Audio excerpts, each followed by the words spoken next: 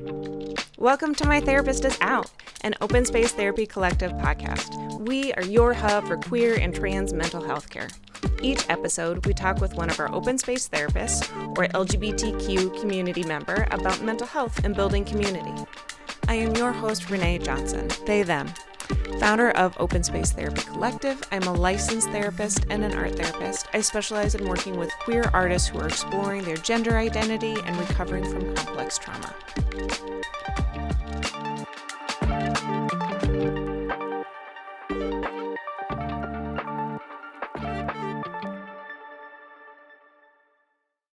As we dive into today's topic, please keep in mind that this is a mental health podcast. We will talk about sensitive and difficult issues that are not appropriate for all audiences. Please take care while listening. Welcome back to My Therapist is Out. We have a really great conversation today, and this is a really tricky one. So our therapist, Jenny Nigro, they, them, and I sat down and talked about intergenerational trauma. We recorded this podcast in January, and we reference a lot of what's happening with the genocide in Gaza. So by the time the podcast come out, we might be in a little bit of a different space with what's going on there. But we really get into what generational trauma feels like and how that can get passed down. And when we hit into behaviors and feelings that don't feel like they belong to us, or when something is happening to somebody else and we have a big response to it, and really get into the nitty-gritty of what people really mean when they're talking about intergenerational trauma. And Jenny and I talk a little bit about our own experiences with our families of origin and how that can show up with us. Jenny and I both have very different backgrounds and very different experiences of the way that the intergenerational trauma presents in our lives. So we dive into that a little bit. It's a big one, and it was definitely an emotional one for me to talk about. And Jenny is obviously a wonderful therapist, and really holds a lot of professional knowledge in this space, in their ability to talk about it. So let's dive into the conversation with Jenny. Let me know what you think. This is a rich one, so there's a lot of content in there, and we would love to hear from you. You can email us at info@OpenSpaceTherapyCollective, or you can message us on the social medias, leave a comment below in this video, and we will see you in a couple weeks. Welcome to My Therapist is Out, an open space therapy collective podcast. I'm your host, Renae, and we have one of our therapists with us today, Jenny Nigro. It's so good to have you back. Thank you. It's been a minute. It has been, yes. Happy 2024. Uh-huh. Yeah. That's not a real year. No. That's We're a not Star that Trek old. year. So today we're going to talk about intergenerational trauma. We get a lot of questions about this, and a lot of the people that we see that come into therapy have this going on, and it's really hard to define. What about this topic got you interested? What about this topic got me interested? I would say my personal interest in this topic just stems from my own family history and previous generations going through genocide, noticing how that shows up in myself and people around me, people in my family, and looking into it more and seeing all of the different types of collective experiences that can produce traumatic reactions. It's a really interesting topic. It's one that has gotten more attention in recent years, more research, more is still needed, obviously. But I just find it really fascinating. Yeah. The ripple effects of intergenerational trauma is really interesting. And sometimes it's learned behavior, sometimes it's gets in your DNA. It's just layered and layered and layered. Mm-hmm. What is intergenerational trauma? How would you define that for somebody who's unfamiliar with this?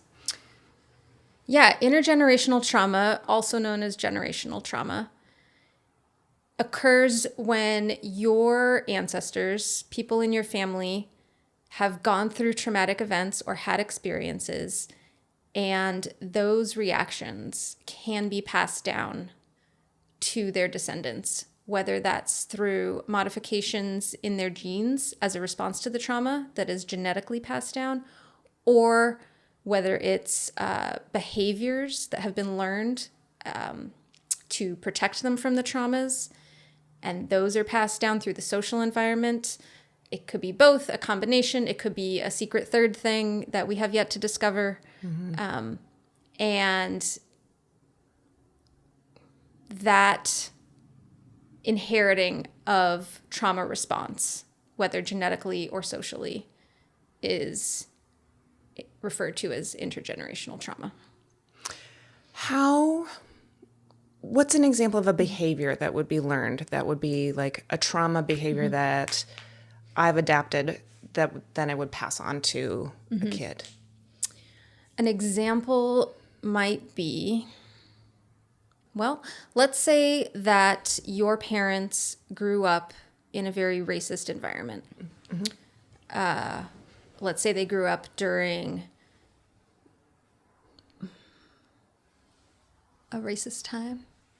All the times are Anytime racist. in the American history? Anytime in the American history. Let's say they were living in a community where they were specifically targeted and discriminated because of their race, and there were explicit laws passed, or there was a social and cultural movement targeting people of that race, whether it's African Americans at any given point in time, Japanese Americans during World War II, other Asian Americans in the pandemic era, countless examples. If you lived through that, you may have developed a trauma response that could look like hypervigilance, not trusting anyone, manifesting in behaviors like isolating yourself, crossing to the other side of the street, not interacting with people. And if your child does not live in that type of environment, you are still imparting those behaviors that you have learned as a natural response. I think that's a really good example. And I think that's something that most people can relate to who've experienced some level of discrimination like that. And especially as we're going from boomers to Gen X to millennial to Gen Z and now Alpha, we're seeing this, I think, a little bit more clearly in the differences and different ways that in times people are brought up. Because when you are somebody who's created that behavior or taken on that behavior from the original trauma, it's really important that you have that, right? It's really important if you are a Black person in the South in the 40s that you walk to the other side of the street so you don't get attacked. Please, do that. And there's nothing wrong with that. It's then when that gets passed down, and now you have a Gen Alpha kid who there is still racism. I'm not trying to say that there's not, but doesn't have to necessarily walk to the other side of the street, but is automatically doing it. That distrust starts to get built in, that avoidance starts to get built in, that isolation starts to get built in, and it may not need to be to that intense degree, and then can create more interpersonal problems for the Gen Alpha kid that isn't as relevant because it's not the 1940s anymore. Yes, exactly. They will still carry those residual effects and behaviors, and living like that can be very stressful. And I saw I read something that said, and it stuck with me, those trauma responses keep us safe, but they don't keep us happy. And that's something that I think is just very relevant to talking about intergenerational trauma or any type of trauma. Yes, there is a purpose to them. They are protective. But when you no longer need those behaviors or responses in order to survive, then, what ways are they damaging you now, or the people around you, or your ability to connect and, be with family, friends, partners? How do you, and this is a little bit of maybe a tangent, but how do you know when it's something that you're doing because the situation says, this is scary, you need to protect yourself? And how do you know when you're doing that same behavior in a situation where you don't need to protect yourself, if it gets ingrained? Like, how do you start recognizing that? If you had actually experienced the traumatic events that are causing a trauma response, your symptoms would look different. You know, you might have flashbacks or intrusive thoughts, nightmares, things like that. Those can happen when you actually experience or directly witness a traumatic event. If you have the trauma response that has been passed down, you are not going to have those same symptoms because you didn't personally have that experience. So that might be one way to start differentiating. Is this an intergenerational trauma response, or is this something I've individually developed based on my own lived experience? Yeah, that makes me think of like fear and anxiety. Because when these trauma responses get passed down, they also can be, the emotions that are attached to them can be learned. And I think this comes in with some of the DNA changes, is, you know, I'll hear people say like, I'm really freaked out about this thing, but I don't know why. And like that, like, I don't know why, or like, this feels like it's not coming from me, it's just happening, it can be a really great cue. Like, oh, this might be a generational thing and not something that I'm creating for myself.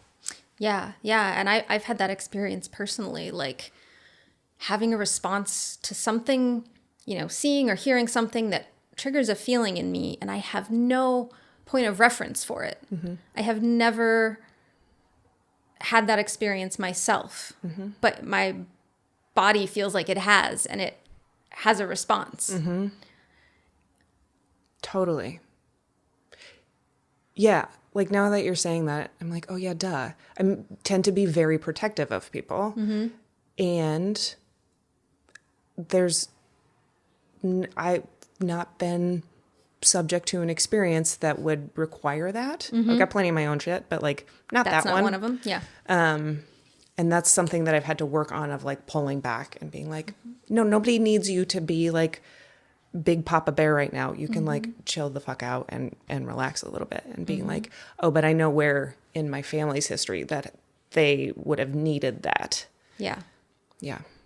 Interesting. So mindfulness, you know, like with so many things, pausing, breathing, being in the moment, identifying what's coming from where.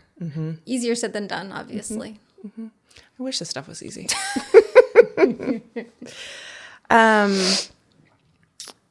Why should we be thinking about intergenerational trauma? Like, it is more in the zeitgeist right now, but what's the point? What's the purpose? What does it do for us to be thinking about it? To be thinking about it.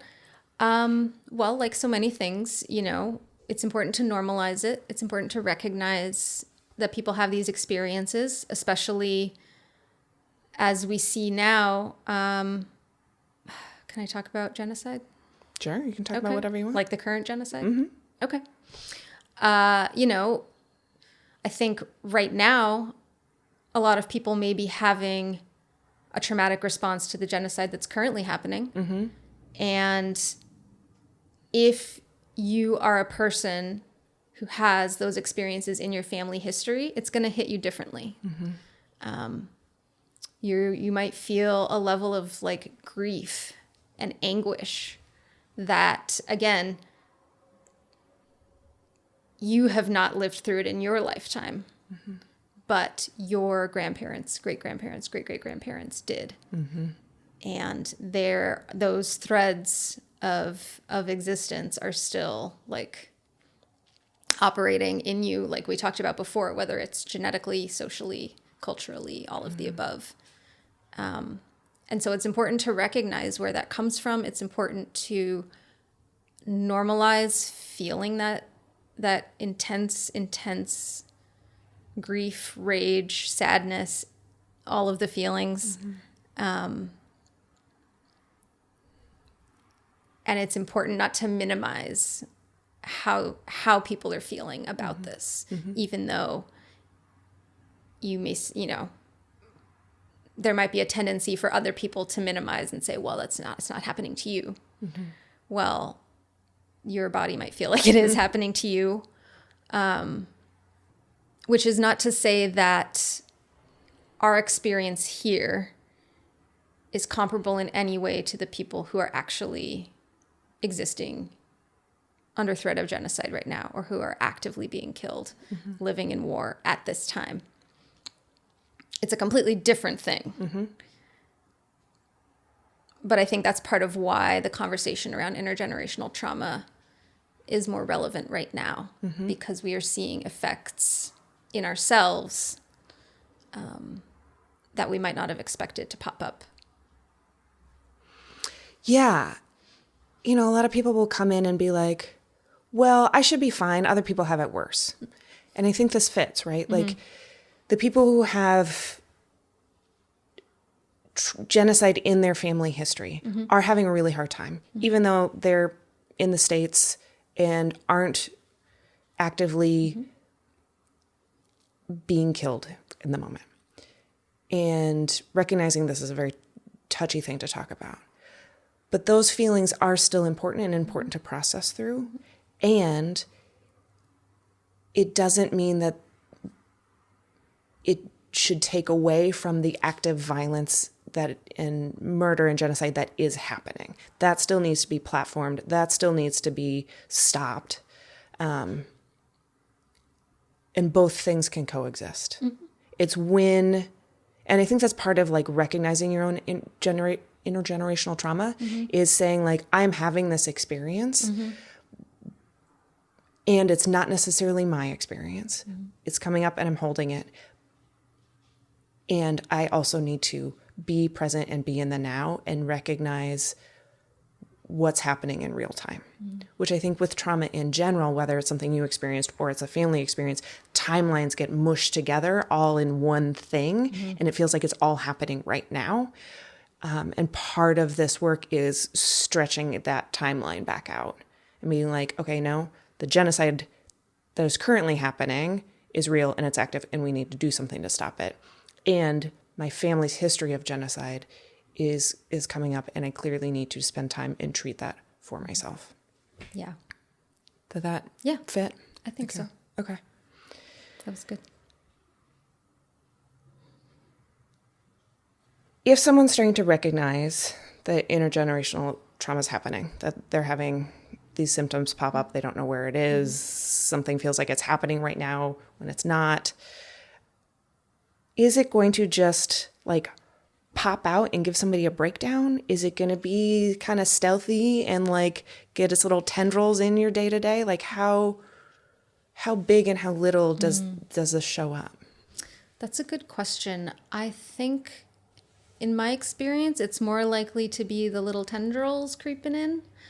Like we talked about before, if you haven't personally experienced it, you're not going to have a flashback, for example. You may have feelings of panic.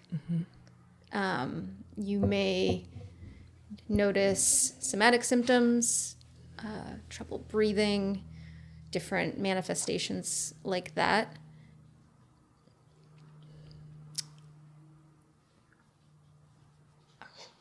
I don't think I've seen anyone have like a major episode because of intergenerational trauma. I believe it's more stealthy. As it gets passed down, it's diluted, it morphs, comes out in different ways. If you do have this in your family history, it's likely that you have already had some of these experiences. It's likely that you might not recognize these symptoms. They might just be part of your day-to-day. Yeah, well, I think, your comment earlier about isolation is a really good one. There's been a meme popping up periodically that's like, I thought this was my personality and then I realized it's my trauma. And I think it can relate to this too, because if isolation or avoidance of other people has been something that's learned or adapted, and you've kind of been like, oh, well, I'm just an introvert. Instead of like exploring that a little bit more, that can really be one of those things. Like maybe you are an introvert and that's fine. Or maybe like you're not and you've kind of just defaulted into the family pattern. And so it doesn't always have to be these big panic attacks, which can happen. They can be just kind of these assumptions that you make about yourself. Yeah. I think another similar example is, it can be framed as resilience or like being able to get through anything. I don't need to go to the doctor. I'm fine. Like just that sort of mentality that people before you in your family have struggled through so much and they survived, that like you don't need to do XYZ to take care of yourself because you're strong, because you're resilient, because your family's been through X, Y, and Z. That is a pretty common learned trait that, like you said, can then be taken to be part of your personality. Yeah, the stories that we tell about our family and about ourselves, and then that get attached to you when you're like a little infant even, that are like, this little baby's personality hasn't even shown up yet. We don't know, but we've already created a narrative about them. Yes. Is intergenerational trauma something that happens more to queer and trans people? This is very interesting and I think very nuanced. In my non-expert opinion on this subject, I think that queer and trans people are more likely to experience historical or collective trauma, which is the same but different from intergenerational. Doesn't necessarily have the genetic component. Historical trauma, I actually have the definition so that we can be clear, meets 3 criteria: widespread effects, collective suffering, and malicious intent. And queer people have absolutely do experience historical trauma per that definition. Is it intergenerational in the same way? I don't know, but it definitely has similarities. When, if you operate as a member of the queer community and you are really connected to that identity, then yes, I do believe you are going to feel the effects of the trauma experienced by previous queer generations. Because the collective piece of, the queer community, it's differently, the parameters are different from other types of communities, racial or ethnic or religious communities. We still have a lot of exploring and research to do to understand how we as like modern day queer people have absorbed and interpreted what has happened to our queer and trans ancestors, our transcestors. Oh, I love that. I didn't make it up, but it's cool. That's so great.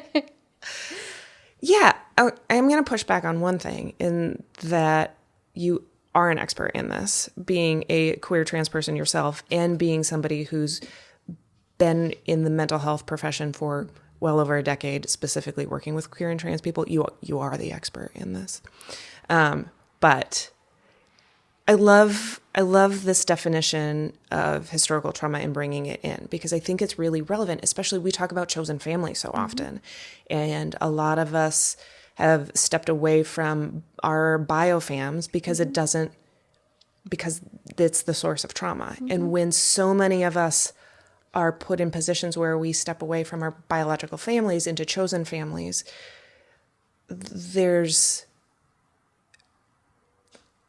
and I think this is a place where there hasn't been enough research done, is not only are we getting historical trauma brought in, but everybody's bringing their own family trauma brought in. And Debbie did a podcast with us a couple months ago, about being rejected from your biological family, and that coming into our queer community is as a constant re-traumatization, I think also plays into this. Yeah. And because it is such a common experience, that becomes part of our collective queer trauma. And even if you don't personally have that experience, you are still like feeling the collective grief of that rejection. Yeah. A lot of targeted attacks that inflict trauma, genocide, segregation, whatever the case may be, are based on a person's identity. And for queer people, you know, our collective, our group, our connection is because of our identity. And historical attempts to erase that, even current day attempts to erase that, to stop people from using words about the queer community, to stop people from incorporating pronouns into their language, or, you know, using them as identifiers the way that we do. Yeah, it's really about like the core self, right? It's not about, I like the color purple, and this group of people doesn't like the color purple and they really hate it, so they think I'm dumb. It's really an attack on somebody's core self. And we see that with race, we see that with religion, we see that with culture. Thank you. And queerness, I think, is one of those spaces where it's not necessarily biologically passed down in the same way. And so one of the things, for example, that's come up recently is that people are really comfortable or don't necessarily think they need as much education about queer culture because everybody knows somebody that's queer. Everybody knows somebody that looks like them that's queer. And so it's not, it can also be really minimized and dismissed, and there can be a microaggression in that way of that entire identity culture group. Where in other things, especially in the past several years that have come up, that's like specific types of people that not everybody can identify and connect with. And so with the historical trauma that comes in to queer and trans culture, it can be a little confusing because it's not just this one group of people from this one place. Right. How do you start the healing process? Whether it's historical trauma from our queer identities or it's intergenerational trauma from our family? It's a great question. And with so many mental health issues, I think it just always starts with normalizing what's going on for you, talking about it. Having a queer therapist perhaps might help.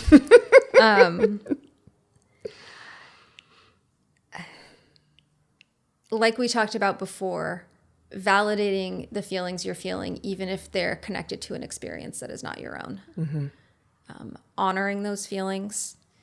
And I think a lot about finding a way to honor the people that came before you who lived through these things, whether that's your biological ancestors, your queer predecessors, learning about their experiences, talking about their experiences, understanding how those have shaped you, whether directly through your environment or in sneaky ways that we don't know, gives you a context for what might be happening in your life, a historical context. And like you talked about before, stretching the timeline back out. I love that visual of like stretching out the timeline. Narrative therapy is really great for this. And seeing what stories you've told yourself, what stories your family or your community or people who don't even know you have told you about yourself, or that you have interpreted to be about you that may not be and what is the alternate narrative that you might want to begin to construct about your life moving forward. Yeah, I love that. That's really important to recognize what's happening, which is really difficult work to begin with, and then change it, right? And so if it's reconstructing that narrative, like, oh, this part doesn't fit, this does, I'll keep that, and we're going to give that back to grandma. And sometimes it's recognizing what your family didn't do to keep this trauma passing down, right? And so doing that thing to help give some kind of ending to it, so you can have that narrative that fits you. Yeah, exactly. It's not inevitable that these traumas are passed down. There are things that we can do to facilitate healing. And I like what you said about like keeping what feels right to you and letting go of the rest of it. I mean, I don't want to erase, my knowledge of my family's history or of queer history. Like, it's important to me to recognize and honor those experiences and to like honor how they show up in me. But I can also do that while deciding to not let the effects influence my behavior in ways that are damaging or that are not like helpful for my growth and happiness. Like we said before, the trauma maybe has kept us safe, but it doesn't make me happy. Like, no, that's not going to happen. No. Yeah. It's resolving the unresolved, which is a really intense process, but can really be life-changing. Yeah. And I think it can be a lifelong process, and that's okay. That's Totally. okay. And it might not ever be resolved, and sometimes that's okay too. But having a space where you can feel safe enough to discuss it. It's a lot to talk about, period. It's a lot to have your own experience of trauma while you're talking about this. It's a lot right now, like the big genocide that's happening.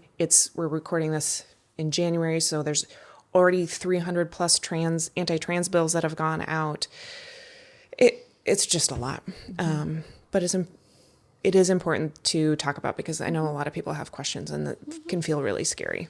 So to have you in their ears was a very gentle way to start getting familiar with the topic. It feels like by talking about it, I'm just getting familiar myself because, you can read and process things internally, but until you like express it some way to a person or to, the void, it just brings another like layer of reality. And it is very hard. Like, clearly you don't need to have resolved everything to be able to talk about it. Cause like, hello, we're here. Here we are. Yeah. So to switch gears a little bit, part of why trauma can happen is it happens in isolation. And as we talk about all the time, therapy is just one piece of the healing process. You need community to heal and grow and be happy. What is an example of connection for you with your queer community in the past couple weeks?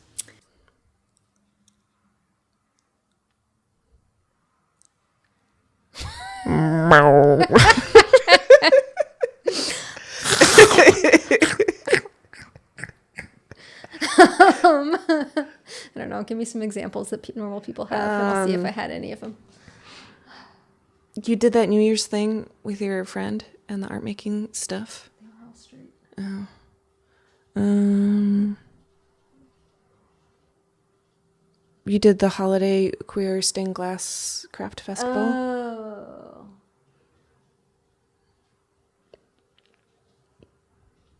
Yeah. We did do that. Oh, okay. I have a good one. So where I live, there's this wonderful queer library.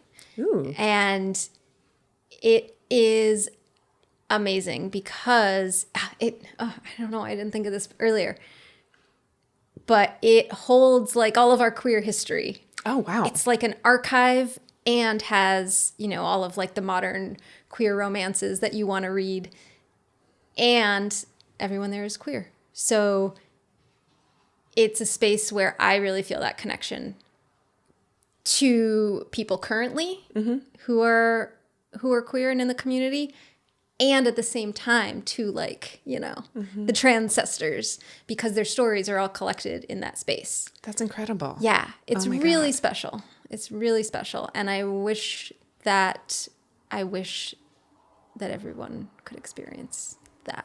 Yeah. When I come up and visit, we'll have to go. That sounds amazing. Yeah. I was just gotta feel so good to walk in there. Yeah.